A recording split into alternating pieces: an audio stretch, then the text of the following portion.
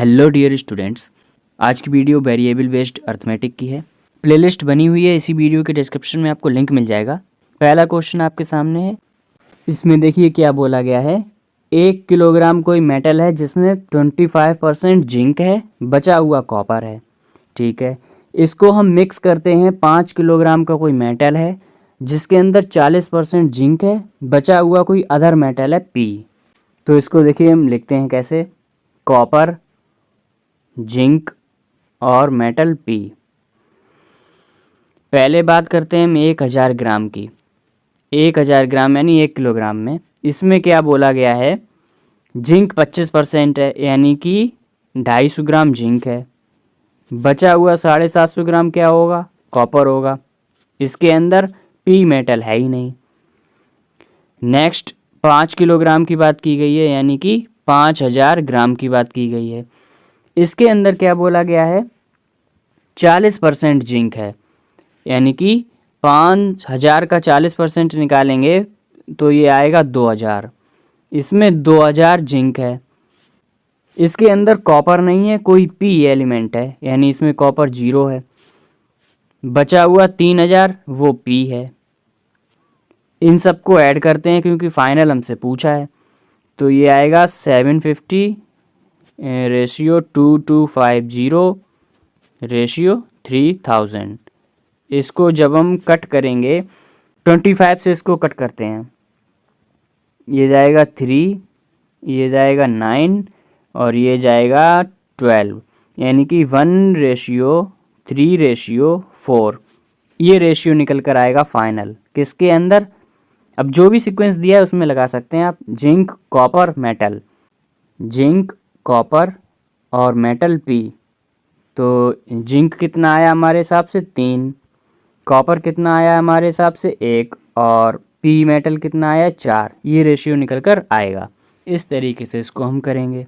इसमें बोला गया है जो CI है तीसरी साल का केवल और CI है जो दूसरी साल का, X अमाउंट पर R% पर एनम की दर से दिया गया है। उनका रेशियो है तीसरी साल और दूसरी साल का 11/10।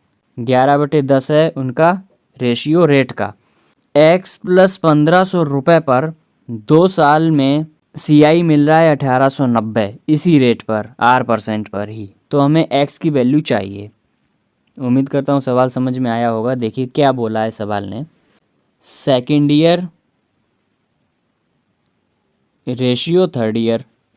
इसका रेशियो क्या है, पहले 3 साल है फिर 2 साल है यानी 3 साल का 11 है। 11 यानी कि जो दूसरी और तीसरी साल का रेट का जो रेशियो है वो 10:11 है यानी 10 पर 1 बढ़ गया। अगली साल 1 बढ़ा है 10 पर। इसका मतलब रेट क्या निकल कर आ रही है, रेट आ रही है निकल कर 10%। इसको यहाँ पर लिख लेते हैं, रेट आ गई है हमारी 10%। आगे बोला गया है X + 1500 रुपये पर इसी रेट पर 2 साल के लिए लगाया गया है। तो 10 का सक्सेसिव क्या होता है निकालना आता होगा। इस तरीके से हम निकालते हैं। ऐसे करके अगर हम निकालेंगे तो ये आएगा 21%। तो 2 साल का सक्सेसिव 10 का बनेगा 21%। याद कर लीजिए ये सब। तो इसका हमें 21% चाहिए। ये दिया कितना है, ये 1890 रुपये दिया है हमें पहले से ही। 1890 रुपये दिया है। इसको सॉल्व कर लेते हैं। 21 से ये जाएगा 9 टाइम्स। तो X + 1500 इसकी वैल्यू आएगी 9000। यहाँ से X की वैल्यू कितनी आएगी 7500। X की वैल्यू यहाँ से सीधी सीधी निकल आई। अब मुझे नहीं पता आपने कैसे लगाया होगा, तो बताइए कमेंट में कैसा लगा ये मेथड। नेक्स्ट क्वेश्चन आपके सामने है। ये भी बहुत अच्छा सवाल है। बोला गया है कि कोई आदमी है वो 1/4 1/4 जर्नी बाइक से कर रहा है, जबकि बची हुई यानी कि 3 पार्ट बची है। ये 3 पार्ट जर्नी वो कर रहा है कार और टैक्सी से, लिखा हुआ है। रेशियो है 3:2, 3:2 से कर रहा है। बोला गया है कंप्लीट जो जर्नी कर रहा है वो, उसमें टोटल उसे 4 घंटे का टाइम लग रहा है टोटल जर्नी में। और ये भी कहा गया कि कार से दूरी चली है वो 18 किलोमीटर है। यानी कि 3 रेशियो की वैल्यू हमसे 18 कही है। 3 की 18 यानी 1 की 6 है, तो 2 की हो जाएगी 12। ये टोटल कितनी आ गई कार और टैक्सी से? ये आ चुकी है 30 किलोमीटर। 30 किलोमीटर चला है कार प्लस टैक्सी से। पूछा गया है एवरेज स्पीड क्या है पूरी जर्नी का।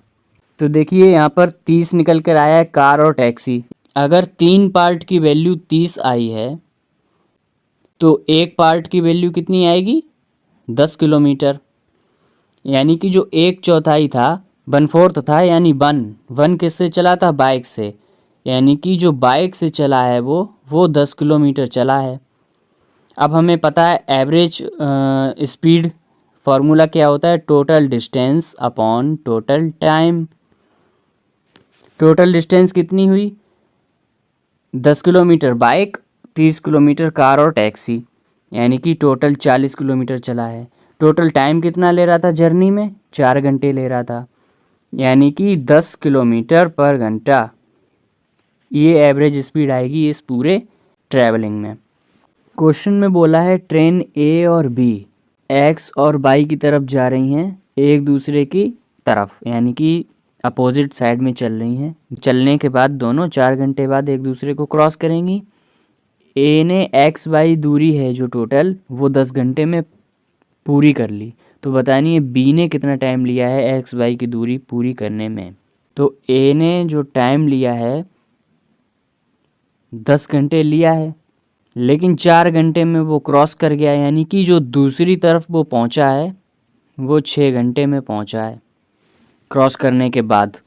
तो यहाँ से हम लिखेंगे t² equals to T A का टाइम मल्टीप्लाई टी बी का टाइम। t² कितना है? 4 का स्क्वायर इक्वल्स टू, ये होता है मीटिंग टाइम, इसका निकल कर आया है 6। टी बी हमें निकालना है, तो टी बी बराबर कितना आ जाएगा? 16/6 इक्वल्स टू, ये आएगा 6 से काटेंगे अगर इसको तो 2.6 समथिंग, ये 2.6 समथिंग आएगा। ऐसे लिखते हैं। टोटल टाइम जो लगेगा बी को वो 4 लगा है क्रॉस करने तक, उसके बाद 2.6 लगा है क्रॉस करने के बाद का टाइम, यानी कि 6.6 घंटा लगा है इसको टोटल एक्स वाई दूरी पार करने में। इस तरीके से सवाल को हम करेंगे।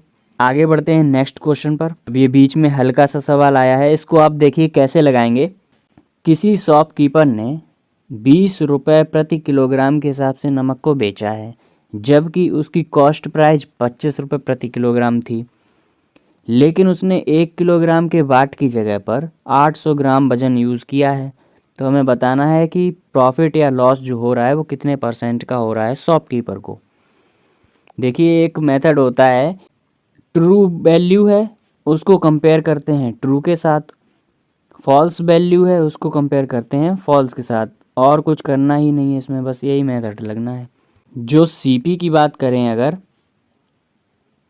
सीपी क्या थी? 25 रुपये, ये सीपी थी, ओरिजिनल बात है ये, लेकिन वजन कितना है ओरिजिनल? 1000 ग्राम है। ये ओरिजिनल का कंपैरिजन कर दिया। अगर इसको हम डिवाइड करते हैं तो ये 1 रुपये की वैल्यू कितनी आएगी निकल कर? 25 से अगर इसको काटेंगे तो 40 बार जाएगा, 40 ग्राम। अब हम एसपी की अगर बात करें, यानी फॉल्स क्या थी कि उसने वो बता रहा है कि हमने 20 पे बेचा है, 20 रुपये प्रति किलोग्राम पे बेचा है, लेकिन वजन कितना यूज किया है? 800 ग्राम यूज किया है। इसको जब हम सॉल्व करेंगे तो यहाँ से भी आएगा 1 रुपये की वैल्यू आएगी 40 ग्राम। यहाँ से हमें देखने को क्या मिल रहा है? सीपी और एसपी दोनों बराबर हैं, एसपी और सीपी दोनों बराबर हैं। इसका मतलब नो प्रॉफिट नो लॉस, ना ही प्रॉफिट हुआ है ना ही लॉस हुआ है इस पूरे लेन देन में। इस तरीके से इसको करेंगे, कोई फार्मूला नहीं है, सिर्फ ट्रू का वैल्यू का ट्रू के साथ कंपैरिजन, फॉल्स का फॉल्स के साथ कंपैरिजन। बाद में कमेंट में ज़रूर बताएं आप लोग कौन से क्वेश्चन का मेथड आपको सबसे अच्छा लगा। इसको करिए। इसमें बोला गया है कि प्रेजेंट टाइम में माता की उम्र अपने बेटे से 4 गुनी है। ये है प्रेजेंट मदर एंड सन। और 8 साल बाद की बात करी गई है। 8 साल में क्या हुआ है कि ये जो रेशियो है माँ बेटे का वो 16 और 5 बन जाता है। तो हम लिख लेते हैं कि प्रेजेंट में 4/1 है, बाद में ये 16/5 बन गया 8 साल बाद। इसमें पूछा है कि if x is square of the present age of son then the value of x+2। यहाँ रेशियो कितने का है? यहाँ अंतर है देखिए 3 का, यहाँ अंतर है 11 का। पहले ये अंतर बराबर करना है हमें। इसका मतलब है यहाँ 11 से मल्टीप्लाई होगा दोनों तरफ, यहाँ 3 से मल्टीप्लाई होगा दोनों तरफ। ये बनेगा 48/15 और ये बनेगा 44/11। अब देखिए ये 11 और 15 यहाँ भी अंतर 4 का है, 44 और 48 यहाँ भी अंतर 4 का है, यानी बराबर बराबर अंतर आ गया। तो इसका मतलब 4 जो यूनिट है उसका अंतर आया है 8 साल। ये 8 साल में ही तो अंतर हुआ है, ये 8 साल में ही अंतर हुआ है। इसका मतलब है जो 1 यूनिट है उसकी वैल्यू आएगी 2 साल। अगर 1 यूनिट 2 साल के बराबर है तो प्रेजेंट में सन की पूछी है, तो सन कितना हो जाएगा प्रेजेंट में? 11 दूनी 22 साल, 22 साल का हो जाएगा। आंसर ये नहीं है, यानी कि 22 का स्क्वायर होता है 484। ये वैल्यू x की आई है जो उसने कहा है क्वेश्चन में। x is the square of the present age of son. Present age 22 है, उसका स्क्वायर x है, यानी 484 है। उसमें 2 और जोड़ देना है, इसमें 2 और जोड़ देना है, यानी कि आंसर आएगा 486। ये आंसर आएगा। तो बताइए क्वेश्चन कैसा लगा आपको। इसी तरीके से वीडियो आती रहेंगी, आप लोग चैनल के साथ ज़रूर बने रहें। ध्यान रखें अपना, पढ़ाई करते रहें, प्लेलिस्ट ज़रूर देख लें। बाय।